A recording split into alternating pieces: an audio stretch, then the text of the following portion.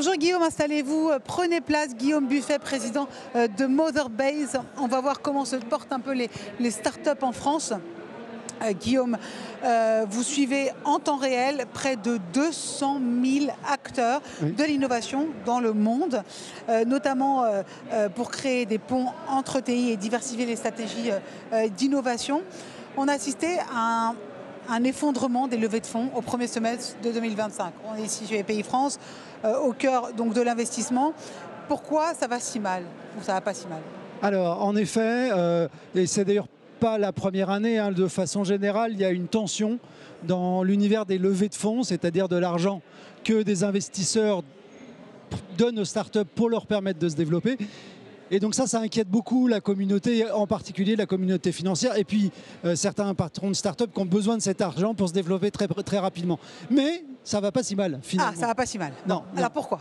Alors ça va pas si mal parce que parallèlement, ce que nous faisons avec Motherbase, c'est qu'on mesure l'évolution de l'emploi dans les startups au mois le mois. C'est-à-dire qu'aujourd'hui, je peux vous dire quelle a été la progression de l'emploi dans les startups sur le mois d'août, par exemple.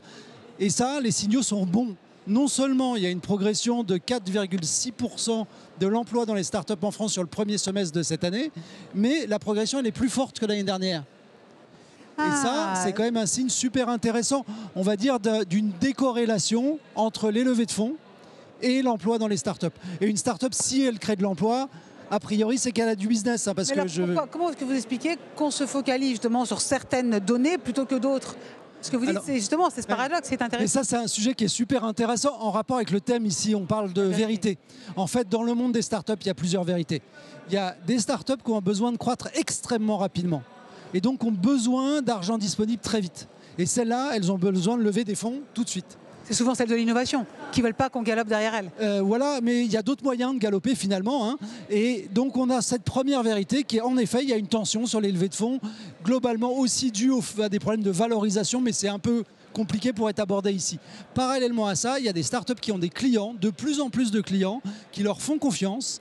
Et celles-là, elles font du chiffre d'affaires. Et quand on fait du chiffre d'affaires, il faut pouvoir suivre les commandes de ses clients et on crée de l'emploi.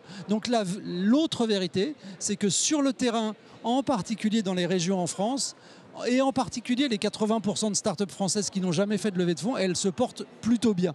Donc il y a une vraie tension sur le marché de la tech de façon générale, perçue par les influenceurs du domaine, hein, les fonds d'investissement, les plus grosses startups.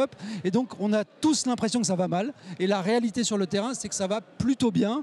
Par exemple, hein, vous prenez le domaine des startups de la green tech, comme on dit, moi je suis membre de la communauté du Coq Vert, eh bien on se rend compte qu'elles ont de plus en plus de clients qui ont compris que le fait de s'engager dans les transitions écologiques et climatiques, c'était de l'intérêt de leurs entreprises. Et celles-là, elles font du chiffre d'affaires et elles marchent bien. Alors donc ce que vous dites, c'est que le secteur de la green tech marche bien. Est-ce qu'il y a des territoires où ça marche mieux ? Alors, de façon générale, et ça aussi c'est un enseignement hyper intéressant, vous regardez les chiffres de ce premier semestre, toutes les régions sont dans le vert.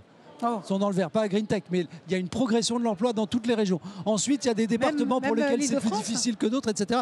Même l'Île-de-France, absolument. Donc voilà, mais petit à petit, on note aussi un rattrapage. Très longtemps, hein, c'était 50% des startups, 60% de l'emploi, 70% des levées de fonds en Île-de-France, et on a une meilleure répartition aujourd'hui. D'accord. Et donc, quelles sont vos projections, on va dire, pour début 2026 ? Alors, il y a une chose à faire, c'est d'éviter de faire de la prospective dans le monde de la tech, parce qu'en général, quand on annonce quelque chose, on se trompe. Néanmoins, certainement, il faut être un peu prudent, parce que l'année dernière, par exemple, le deuxième semestre a été moins bon que le premier. Mais j'ai regardé les chiffres de juillet et d'août. Ils sont bons aussi et ils sont meilleurs que l'année dernière. Donc, difficile de faire de la prospective. Évidemment, le contexte économique n'est pas facile. Mais encore une fois, dans les sous-jacents, hein, les entreprises commandent les produits et les services des startups parce qu'elles en ont besoin, parce que ça les aide. Et ça, c'est un signal qui est vraiment encourageant pour l'avenir. Ah oui, j'imagine. Merci beaucoup. En tout cas, c'était très instructif. Guillaume Buffet, président de Motherbase. C'était très instructif. Merci beaucoup. Bonne journée.